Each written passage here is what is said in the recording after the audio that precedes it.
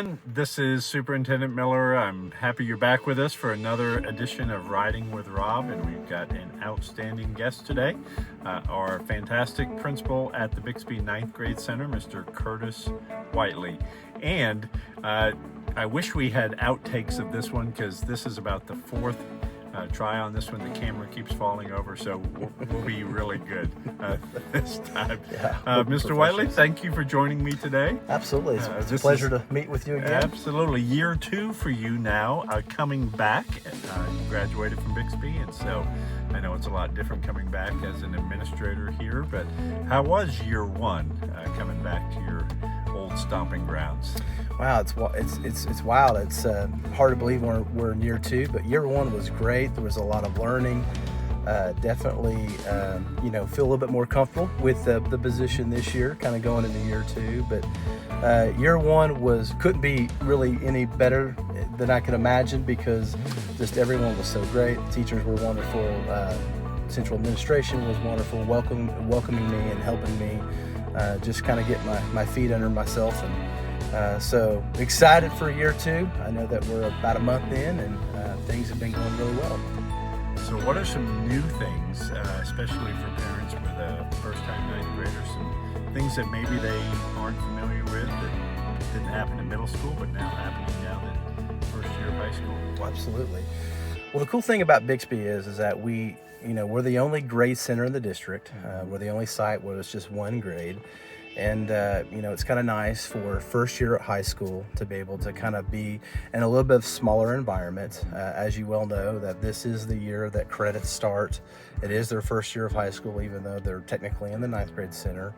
But even though they're in the 9th grade center, they're not in the high school. That doesn't mean that they're not a part of a lot of the high school things. This is the first year that they're a part of pep rallies, which is, a pretty big thing here. A lot of fun.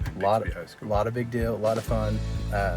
This is the first year that they get to be a part of a high school dance, which is coming up actually this week. This Saturday, right? This Saturday night in Tulsa at the Renaissance Hotel. And last year we actually had somewhere over 400 freshmen that signed up for the dance. So the 9th graders are very well represented at the fall dance.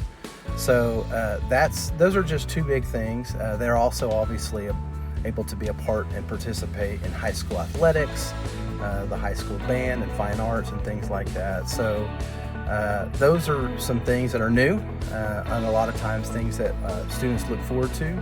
But being at the 9th grade center, there's also, I feel like, a little bit more support before kids go off and be a part of the high school.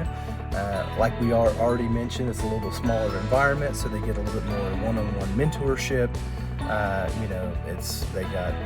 Obviously they'll have counselors when they're in high school and they had counselors when they were in middle school, but just with our counselors just having to focus on one grade, and our teachers just focusing on one grade. So there's just a little bit more support, I feel like, to kind of help, get them acclimated to high school as they prepare for the rest of their high school career.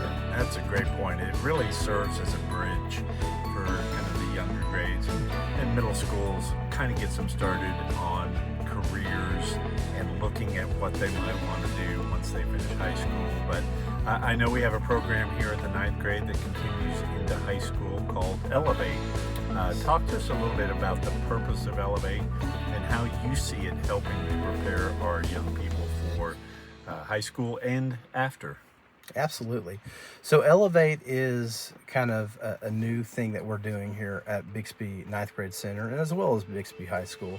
Many students coming from Bixby Middle School are used to something called BASIC. It's kind of an advisory period, and we here at the 9th grade center kind of created an advisory period that we call Elevate, and we kind of have a weekly schedule. So it's in between, it's a 30-minute period every day in between their second and third hour, except for on Fridays it's only 20 minutes because of our early out. And so this Elevate program is meant to help give students support academically, but also help be a place where they can get done a lot of their career and college readiness requirements that they need to graduate. So Mondays, we have something called Mentorship Monday. So every week that they go to their Elevate class and they're with a specific teacher that they've been assigned to. So it's like it's in Power School, the role's taken and everything, and they're with the same teacher. They go to their Elevate class on Monday, and they do something called Mentor Monday. So they have a sheet that they fill out. They look to see where they are grade-wise, any particular tests that are coming up, any particular assignments or projects that they write down on a sheet to kind of keep track of that. Tuesdays and Thursdays is what we call our intervention study hall days. So if there's a student that needs some academic support, maybe they're struggling, maybe they need some remediation, it's a time where teachers can pull kids. Right this year we're really focusing on English and math, with it being our first year, so teachers can pull those kids and maybe do some remediation, help them get caught up to speed, and maybe if they missed some instruction, if they've been gone, if they've missed a test, and things like that. And so Wednesdays is our days that we focus on career and college and career readiness. So those are the days that teachers will be using things like OK College Start to kind of get out of the way some of the things that they have to do for that requirement. They'll do career surveys, interest surveys, and inventories and things like that to help them maybe think through some of their interest. And every Wednesday is something really cool this year. We actually are having guest speakers here on campus for different careers. Last week we actually had representatives from Oklahoma State University College of Osteopathic Medicine talking to students who had put on their interest survey, that they may be interested in going into medicine.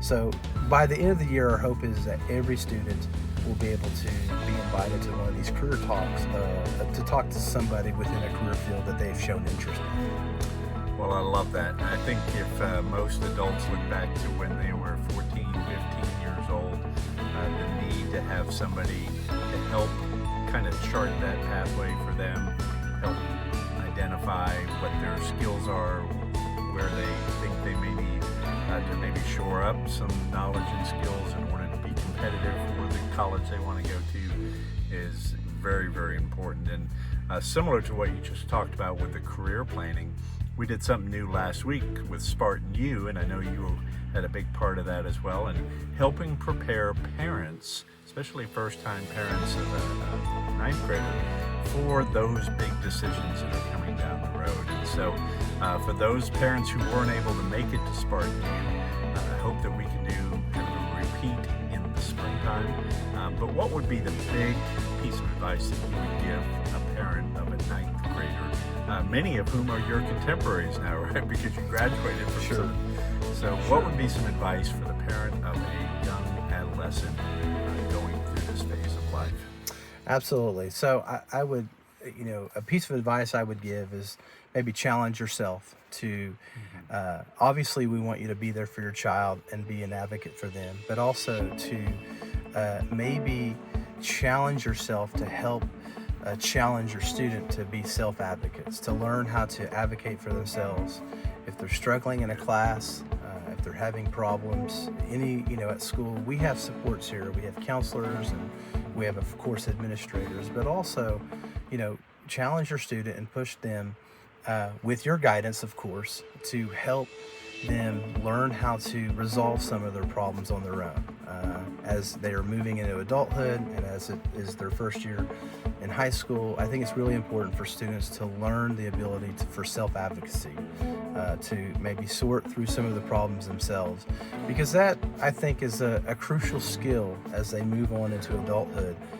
And they, of course, sadly, move out of your homes and into college dorms and apartments and into the career world. And I will say, having raised 5 children of my own who've all moved through that phase, these next few years go very, very quickly. When they're 15, and next thing you know, they're off at college. So my piece of advice, in addition to kind of finding that balance between supporting your child but not smothering your child, is just enjoy it and tell your kids to enjoy this. This is the one high school experience they'll ever have, and we all look back at our high school years because there's, whether it's our friends, whether it's sports, whether it's music, all of those things become part of who we are as adults. And so it can be stressful. There can be a lot of issues that you have to deal with as an adolescent, especially in today's world. We didn't have social media when I was growing up. That's right. You have any social media? We did not. Okay. We barely text message. We still had to do the dial buttons on the phone when we text well, back you're then. still farther ahead than I was.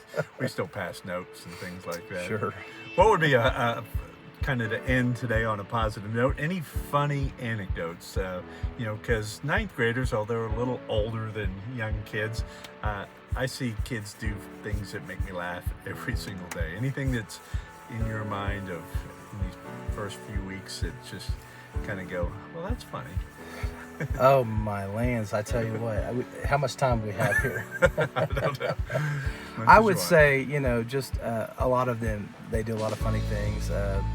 Some of the clothing that they wear, that 90, 100-degree weather, they still love to wear the hoodies. I don't understand that. Like it's the middle of winter. So that's always been something that's kind of been interesting to me and kind of funny. And I see it at home as well, because I now have a young adolescent child myself. So some of the terms that they use, things like Sigma and things. What's Sigma? I'm still trying to figure that out. It's like the sum up, right? The sum up, yeah. Drip. Riz. What's I Riz? think I that don't know means what Riz charisma is what I've been I told. got you. Drip. What drip means you're cool, Yeah. right? I think it's talking about the styles, looking, Okay, like looking drippy. having drip, like they talk about football players having drip. I guess all the different things that they have on them. They ever come out, hey, Mr. Whiteley, you're pretty good. I have not had that happen yet, and I'm really have a low confidence level on that being something that's said to me. So, well, that's okay. Anything else for our parents and audience today? just that we are very appreciative of you. You, of course, are foundational. The support here at Bixby, that's one of the things that separates Bixby Public Schools from other districts, is just such wonderful community support. I'm a proud alumni. I'm happy to work here.